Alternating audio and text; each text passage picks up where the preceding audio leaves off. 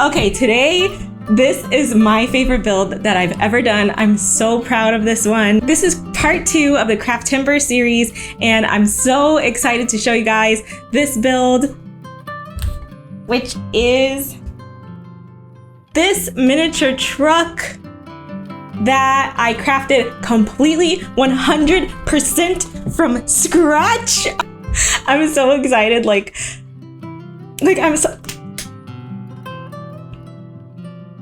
Anyway, so this is episode 2 in the Craftember series. In this episode, I'm building the miniature hayride for our tiny little town scene that we're building up.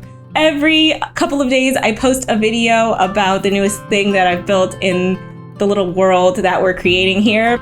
I will have all of the products that I used on this build down in the description box. And also, I will have links to my Patreon page and the downloads where you can get like the stuff that I make for the builds. That'll be linked there. And that's it. Let's build a miniature hayride. Okay, let's go.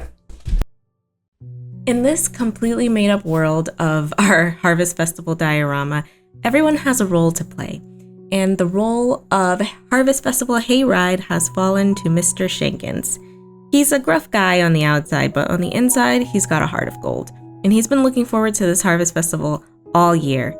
He's been working on his grain truck, making sure that everything is in tip-top shape to give the perfect hayride to all of his fellow inhabitants of this small town. The design for this truck came from a 1960s truck I saw on Google when I was doing research for this project, and I thought it looked perfect for this build. So I made some guides for cutting it out and drew it on cardboard and then cut out the pieces. I stuffed it with tin foil because I was going to be putting this epoxy sculpt over the top of it, and I needed something inside of it so that there was resistance when I started to do some sculpting. Epoxy Sculpt is a 2-part modeling compound that's closest to clay in my opinion, and it's very sticky when you start working with it, so it took me a little while to get used to, but the great thing about it is that you can smooth it with water to get like a very, very smooth finish when you're done, and you can also sand it down even smoother than that. It's also an air drying product, which is great because my oven for curing things is very small and usually something this size would burn. The Epoxy Sculpt goes through different phases. For about the first hour, it was very, very sticky, but only sticky with certain things. It stuck really well to plastics, but it had a hard time with this cardboard, so I had to press it firmly down to get it to adhere. After that initial hour, the clay becomes more like polymer clay, and then you can do more traditional sculpting with it. The ability to use water to smooth out the clay was a huge plus for me because I am so bad at leaving my fingerprints all over polymer clay pieces. I drew out some guidelines for how I was going to sculpt the rest of the truck. These sculpting tools are from Harbor Freight, which is a local hardware store. However, I'm going to try and find some to link down below in the description box for you guys that are similar, because I've seen ones at the craft store or the art store that are very, very expensive, and these were under $10. This is my first time using Epoxy Sculpt, and I actually really like it. I'm gonna give it some more attempts to see how I really feel. I know it can be a little bit jarring coming straight from polymer clay into this, but a lot of the things that I don't like about polymer clay are sort of solved by this. So I'll be using this more in the future, and I'll let you guys know what I think. After sculpting the cabin of the truck, I went on to make the bed, and I used a piece of craft wood, and then I cut strips and glued it all together to make the part where the hay bales were going to be. And I'm telling you this because my computer decided that the format that I've been using this entire time was now going to be unsupported by my editing software, so that footage is deleted. But here is a quick reenactment of how I make the tires. I wasn't sure at first what to use to make the tires. But in the end, simplicity won out purely because of necessity. I had foam board on hand and I had cardboard on hand and I was out of clay. So that's what I used to make these tires. The top of one of my glue bottles was the perfect size for the truck that I'm building. So I used that to make the circles for the tires. And I cut out the hubcaps out of cardboard. And then for the bolts, I used a thin, really thin plastic tubing and cut tiny little beads off of it. One thing doing a lot of these projects has taught me is that things look so silly before they're painted, and once they're painted, they look a million times better. And this was definitely one of those moments.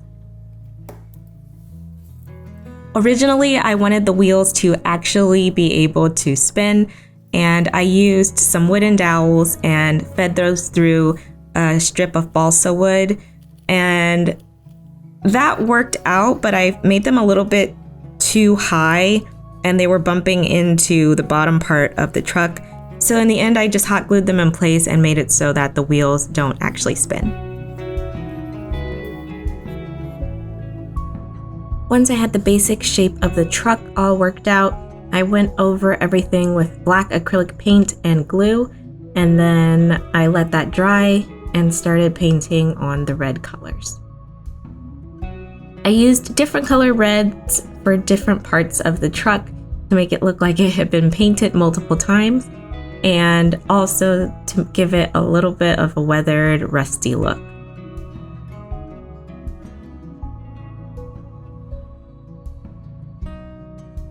I went over the truck with an extremely watered down layer of acrylic black paint, and then I mixed in some gloss varnish and used a paper towel to dab away some areas so that it would look like the clear coat had been eaten away and the layers underneath were more matte. I'm snipping the end of this jute twine to get tiny fibers to make up the hay bales. I saw Luke Towan, another YouTuber, do this technique to make rolls of hay bales, and they look so good. So I had to try it out for myself. I'm using foam insulation blocks, and then I'm painting them with a cream color and mixing in some white glue. And then I'm just sprinkling on the fibers that I got from the jute twine.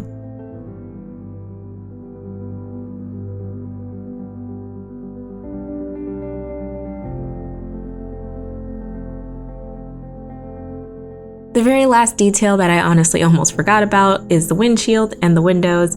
I'm using an old folder and I cut that up and hot glued the plastic in place on the inside of the car. And then this was the finished result. Before we look at some images of the diorama and the background together, I want to say a huge shout out to my patrons. These are my tier 3 patrons who are amazing, and my Patreon founders who have been there since day one, supporting the channel, and I can't say thank you enough. Shout out to you guys, and let's look at the final footage together. Thank you guys so much for watching another build in the Craftember series. This series is actually turning out to be so much fun. So thank you guys, and I will see you in either the next video, or I am attempting to plan out a live stream, so hopefully that'll be in like the next week or so. But I will see you guys next time. Bye bye.